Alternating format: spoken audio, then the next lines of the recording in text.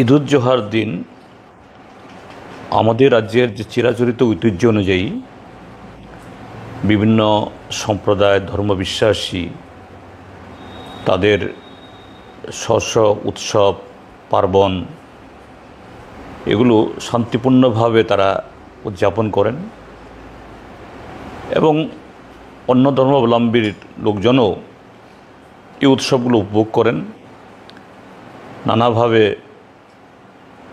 উৎসবে অংশগ্রহণও করেন।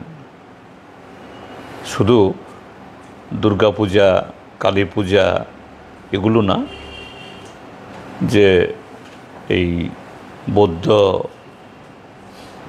খ্রিশ্চানদের বড়দিন, বুদ্ধদের বুদ্ধ পূর্ণিমা, মুসলমানদের ঈদুজ্জোহা ইত্যাদি, এটাই ছিল আমাদের ঐতিহ্য বহু বছরের।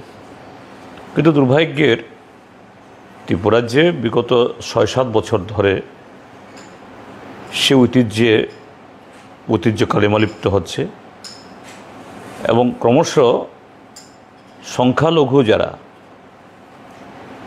তাদের উৎসব পার্বণ, এটা ধর্মীয় হোক বা সামাজিক উৎসব, এগুলোর উপরে এক ধরনের দাদাগিরি, এক ধরনের যে কি বলে, এদের উৎসবের উপরে নানা ধরনের কর্তৃত্ব করার একটা প্রবণতা তৈরি হয়েছে। তারা কি করবো না করবো সেটা আমরা দেখে লাভ নাই, কিন্তু প্রশাসন থেকে তারা কইয়া দেওয়া হয়েছে এবং তারা মসজিদ থেকে তারা মোল্লারা অব্দি কইয়া দেওয়া হয়েছে যে যেখানে হিন্দু বস্তি আছে, যেখানে হিন্দু পাড়া আছে, যেখানে হিন্দু মানুষ আছে, যেখানে মন্দির আছে, এর আশেপাশে যাতে ওপেনলি গরু কুরবানি না হয়।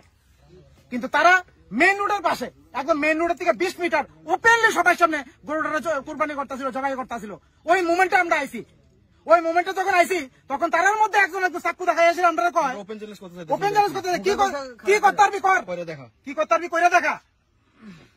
সঙ্গে সঙ্গে আমরা প্রশাসনে ফোন করছি, আমরা হিন্দু ভাইরা আইছে, তারা ওই কুরবানি করণ থেকে আমরা আটকা নিয়ে হয়েছে।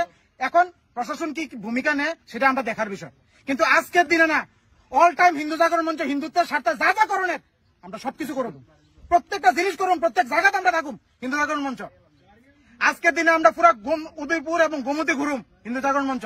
যদি সরকারের নির্দেশ ছাড়া কোন জায়গাতে কোনো গরুরে পাই যে অ্যাসল্ট করতেছে, তারা খুব খারাপ হইব আজকের দিনে। এটা প্রথম মেসেজ দিলাম আপনাদের মাধ্যমে। এরপরে জিনিসটা কিন্তু ভয়াবহ হইব। এই জায়গাটা কোন জায়গা? এই জায়গাটা ধরা হয় গোমতী পাড়া। এটা ইউথ ক্লাবের নিচে দিয়ে নামে নদীর পার পাড়া এসে গোমতী পাড়া, তারণ পাড়ার ঠিক খুব পাশে।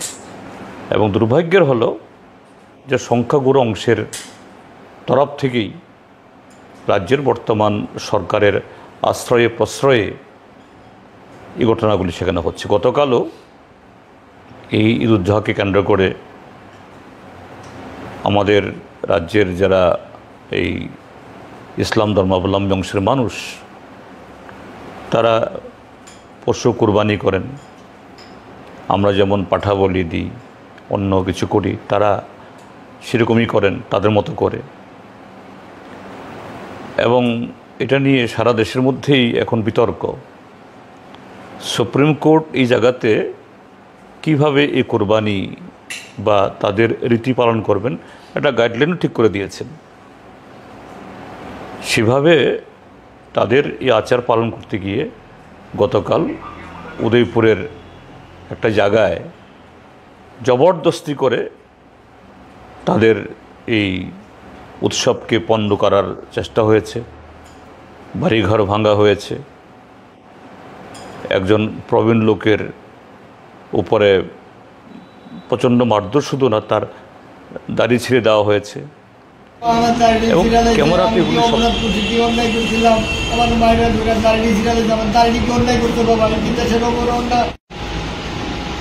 কে শিখছে দাঁড়িয়ে আপনার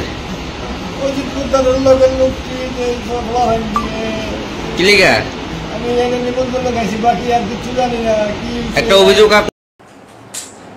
এবং দুর্ভাগ্যের হলো যে সংখ্যাগুরু অংশের তরফ থেকেই রাজ্যের বর্তমান সরকারের আশ্রয়ে প্রশ্রয়ে এই ঘটনাগুলি সেখানে হচ্ছে। গতকালও এই ঈদুজ্জোহাকে কেন্দ্র করে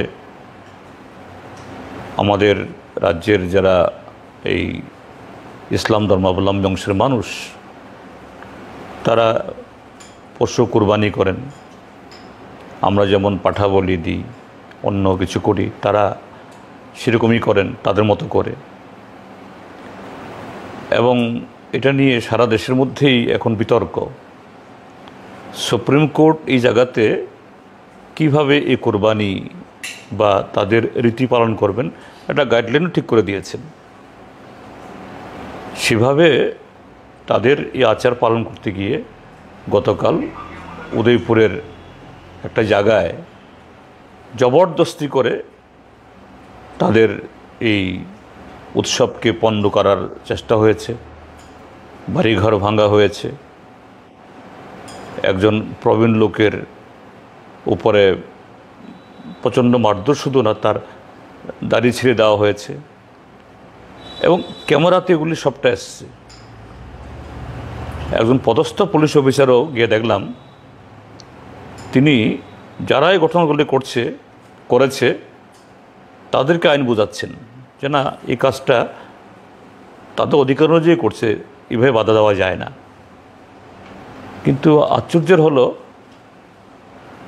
সেই যে শান্তি বিঘ্নকারীকে পুলিশ ধরার কোনো উদ্যোগ নিচ্ছে না এবং এখন অবধি সেরকম কোনো ব্যবস্থা গ্রহণ করেছে বলে জানা নেই। তারপর এই আগরতলা শহরে পশ্চিম কোতোয়ালি, ত্রিপুরা রাজ্যের যে সবচেয়ে আলোচিত থানা, রাজধানী শহর, এখানে এই শহরতলির মধ্যেই একটা জায়গার এরকম কিছু লোক, তারাও এই উদ্দেশ্যে কিছু এরকম পশু নিয়ে যাচ্ছিলেন। হঠাৎ বইফুর কিছু লোক, ধর্ম রক্ষাকারী, ধর্মের ঠিকাদার, এরা বাধা দিল আর পুলিশ তৎপর হয়ে সেগুলো আটকে দিল এবং কোর্টে চালান করে দিল। এই সাহস করলো না এদের কাছে, তাদের হাতে সমস্ত বৈধ কাগজপত্র সব থাকা সত্ত্বেও, যে না, কী করে অন্যায়ভাবে এগুলো আটকাবো। তো আমি রাজ্য সরকারের কাছে অনুরোধ করব যে এভাবে কিছু যে সমাজ বিরোধী এরা এত আশকারা পাচ্ছে, তার পরিণাম কিন্তু কারোর জন্যই ভালো হবে না। এদেরকে ঠেকান, তাদের বিরুদ্ধে আইনানুগ ব্যবস্থা গ্রহণ করুন, এক। আর দুই হলো, এই বকরি ঈদ বা ঈদুজ্জোহা নিয়ে যখন এরকম ঘটনা হচ্ছে ঈদ দিনে, যাতে এই উত্তেজনাগুলো থেকে যাতে এড়ানো যায়। সরকারের তরফ থেকেই তো আমাদের রাজ্যের এই সম্প্রদায়ের মানুষ যাতে নিরাপদে এবং তাদের মতো করে একটা ডেজিগনেটেড কোনো জায়গাতে গিয়ে তারা এই কোরবানি করতে পারেন, এগুলি করে দিলে তো আর এই ভুল বোঝাবুঝি হয় না। কিছু লোক, ধর্মের ঠিকাদার যারা, এই ঠিকাদারদের এত দাপট দেখার সুযোগ হয় না। সরকারের উচিত ছিল, আমি প্রশাসনকে, বিশেষ করে পুলিশ প্রশাসন, রাজ্যে নতুন পুলিশের মহানির্দেশক জয়েন করেছেন, তাকে অনুরোধ করব যে আপনি আইন শৃঙ্খলা গত 7.5 বছর যেরকম ধ্বংস হয়েছে, এটা মেরামত করার চেষ্টা করছেন। এটা ঠিক একদিনে সবটা হবে না, কিন্তু আমি বলবো এই যে গতকাল উদয়পুরে এবং আগরতলাতে যে ঘটনা হয়েছে, ক্যামেরাতে এদের নাম ধাম চেহারা সব এসছে, কাজে এদের খুঁজে পেতে বের করতে কোনো সময় লাগবে না। আপনি ব্যবস্থা গ্রহণ করুন। রাজ্যের সমস্ত গণতান্ত্রিক এবং শান্তিপ্রিয় মানুষ পুলিশের পক্ষে থাকবে। আইন সবার জন্য সমান, কাজেই সেটা রক্ষা করার যে উদ্যোগ নিন। আমি গতকাল যারা এই ঘটনার সাথে লিপ্ত যারা, তাদের এই জাতীয় অন্যায় কাজের নিন্দা জানাচ্ছি। এবং একটা উত্তেজনা হয়েছে, যাই হোক, দিন তো পার হয়ে গেছে, তবু বড় কিছু হয়নি। এই রাজ্যের সমস্ত মানুষকে শান্তিপূর্ণভাবে, সৌহার্দ্যপূর্ণভাবে যাতে আগামী দিন আমরা একসাথে থাকতে পারি, তার জন্য সবাই এগিয়ে আসবেন, এটাও আশা করি।